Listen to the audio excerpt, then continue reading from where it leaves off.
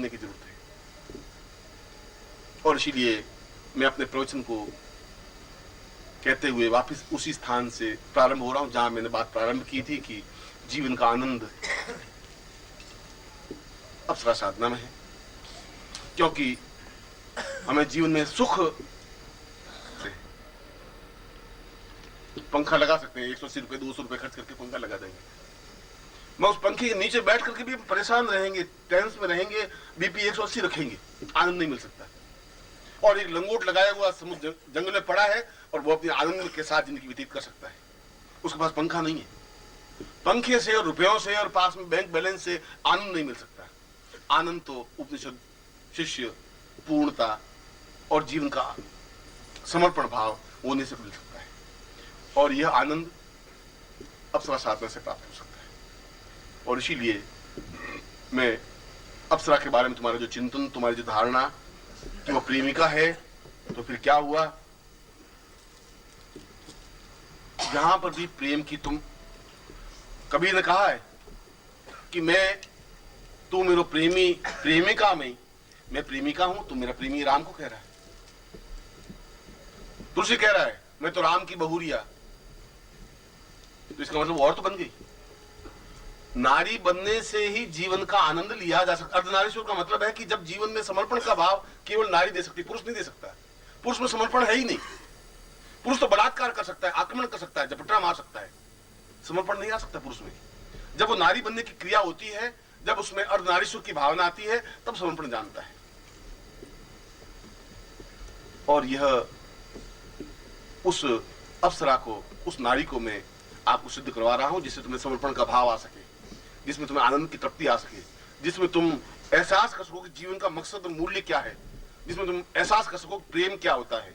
तब तुम महसूस कर सकोगे कि प्रेम की धारणा क्या है, प्रेम की तृप्ति क्या है, प्रेम का आनंद क्या है, बिना चिंता के जीवन कैसे बीत सकता है, इस साधना के माध्यम से आप जान सकते हैं। इसलिए मैं आपको ये प्रयोग करवा रहा हूं और प्रयोग करने के बाद दूंगा मंत्र। मैं 3 क्रिया करूंगा और ये तीनों ही क्रियाएं अपने आप में अत्यंत महत्वपूर्ण और दुर्लभ और महत्वपूर्ण है। इसलिए कि ब्रह्मा ने जिस श्लोक को मैंने प्रारंभ किया, उसी श्लोक में इस साधना का पूरा मंत्र भी छिपा हुआ है। जिस साधना को ब्रह्मा करके भी अपनी उस स्वर्ण अप्सरा को सिद्ध कर सकता है, आपको भी उसी साधना को मैं समझाऊंगा, जिसके माध्यम से स्वर्ण सिद्ध हो सके। और गारंटी के साथ सिद्ध होती ही है। यदि तुम में पूर्ण रूप से चैतन्यता है, यदि तुम में पूर्ण रूप से समर्पण है, पूर्ण रूप से डूब जाने की क्रिया है, मंत्र को उच्चारण करने की भावना है। इसलिए मैं पहले तुम्हारे सामने यंत्र है और तुम्हारे सामने चित्र है पुरुषी का, इन दोनों को मैं प्रत्यक्ष कर रहा हूं और फिर तुम्हारे शरीर में स्थापित कर रहा हूं स्वर्ण अप्सरा को। और फिर तुम्हें दूंगा मंत्र, जिस मंत्र का तुम्हें करना है जप निरंतर। और फिर मैं, इसमें बजे हैं और मैं देखता हूं कि ये अप्सरा तो बहुत छोटी मामूली चीज है। दुनिया की कोई साधना सिद्ध नहीं हो, ऐसा संभव नहीं है, मगर उसके लिए ताकत और साहस और क्षमता और बल और ओज और पूर्णता तुम में होनी चाहिए। कृष्ण है तो फिर गोपियों की कमी नहीं है, फिर उसको ये भी बात चिंता नहीं है कि नंद के गांव के लोग क्या कहेंगे, बरसाने के लोग क्या कहेंगे। लोगों ने कहा कि कृष्ण तो ऐसा है, गोपियों के साथ नाचता रहता है, ये कोई भगवान, आज हम उसको भगवान मान के पूज रहे हैं, मगर वहां के लोग उसको गालियां बोल रहे थे, इसलिए वो पहचान नहीं पा रहे थे। इसलिए कृष्ण 16 कला पूर्ण माने गए, राम नहीं माने गए, क्योंकि जो कला प्रेम की, आनंद की कला जो कृष्ण में प्राप्त हुई वो राम में थी नहीं। राम बिल्कुल गंभीर रहे, बुद्ध बिल्कुल गंभीर रहे, 16 कला पूर्ण प्राप्त नहीं हो पाए, पुरुषत्व प्राप्त नहीं कर पाए। पूर्णता और पुरुषत्व, जीवन का आनंद और सहज प्रवाह प्रेम के माध्यम से ही प्राप्त हो सकता है।